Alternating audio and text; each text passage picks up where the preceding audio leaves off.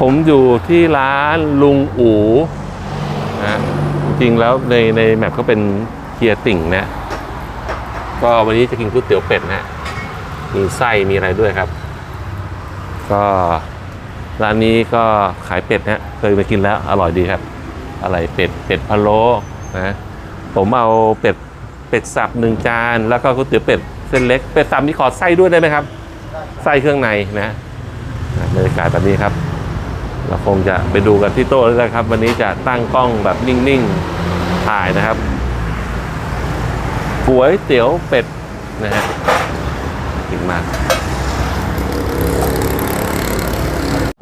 สวัสดีครับเตี๋ยวเป็ดครับวันนี้ก็เมื่อกี้นี้คุยกับนาลีว่ากินอะไรดีนาลีบอกว่าจะกินก๋วยเตี๋ยวเป็ดบ่อยไปหรือเปล่าแต่ก็อยากกินครับเมื่อกี้แล้วกินนี่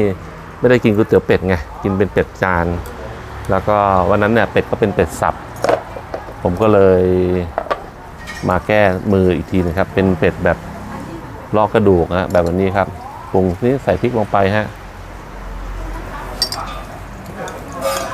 น้ำส้มน้ำส้มนิดนึงผมชอบครับเปรี้ยวๆคือเป็ด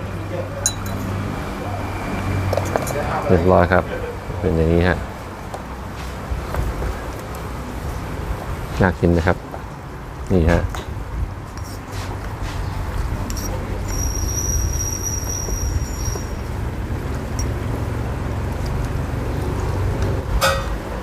ปรุงแล้วนะ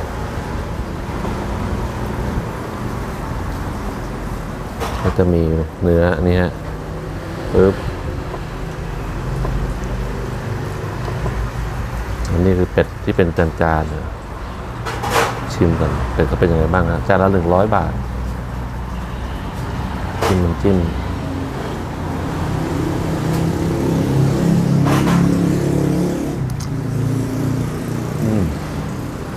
อร่อยมาก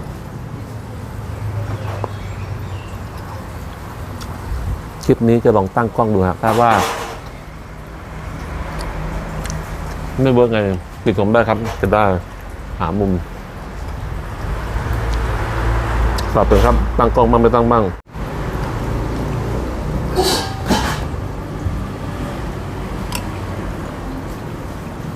พริก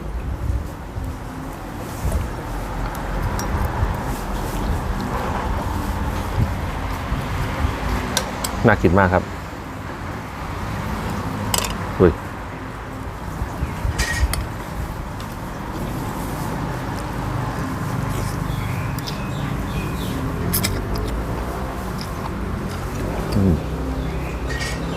อ่อน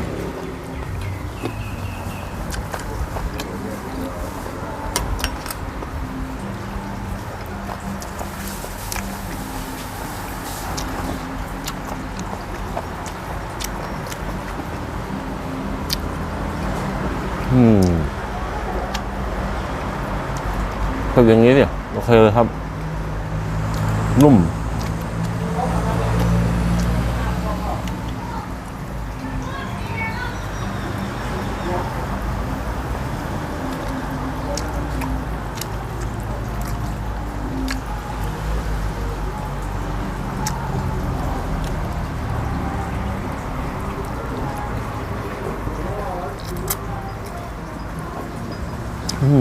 อร่อย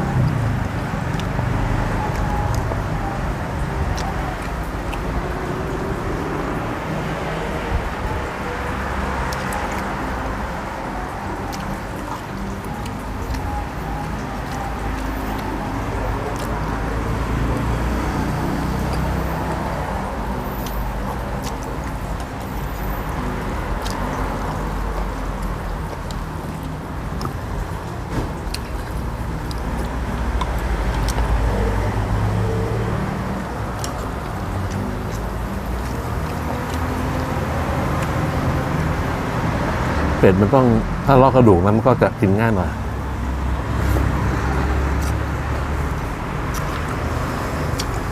ถ้าไม่ลอกกระดูกมันก็เคี้ยวยาก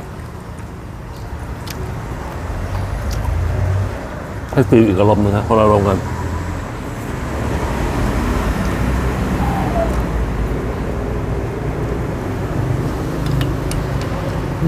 อร่อยมาก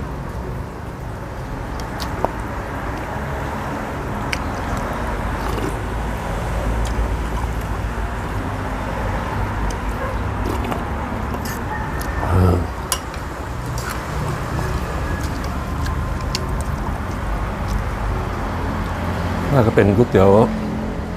เป็ดพะโล้ของเชียงรายที่อร่อยระดับต้นๆเลยครับหายากก๋วยเตี๋ยวเป็ดเนี่ย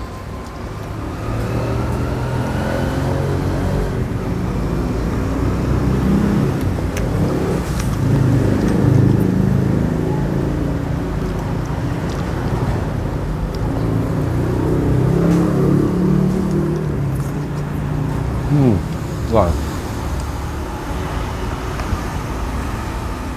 เครื่องใน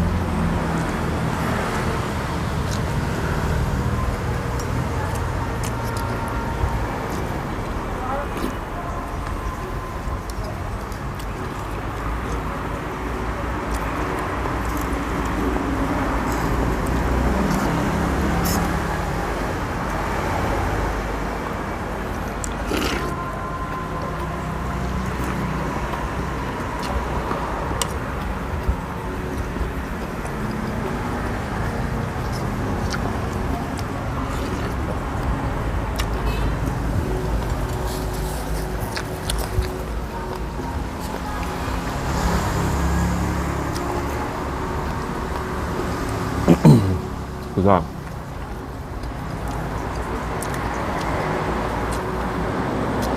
ผมมาตอนเคยเล่าฟังหลายรอบแล้วเหมือนว่ามีก๋วยเตี๋ยวเป็ดอยู่ตีนคอบ้านละกาอร่อยมาก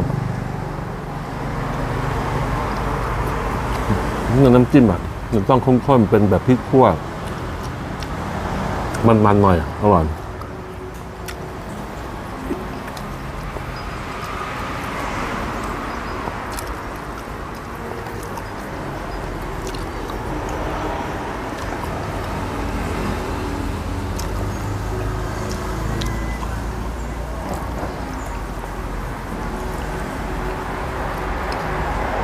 เปล่า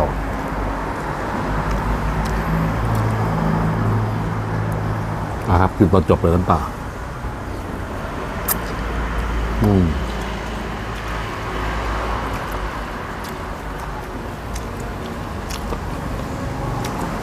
เส้นเนี่ยไส้มันต้องค่อยๆเคี้ยวมีเวลาครับหนุบ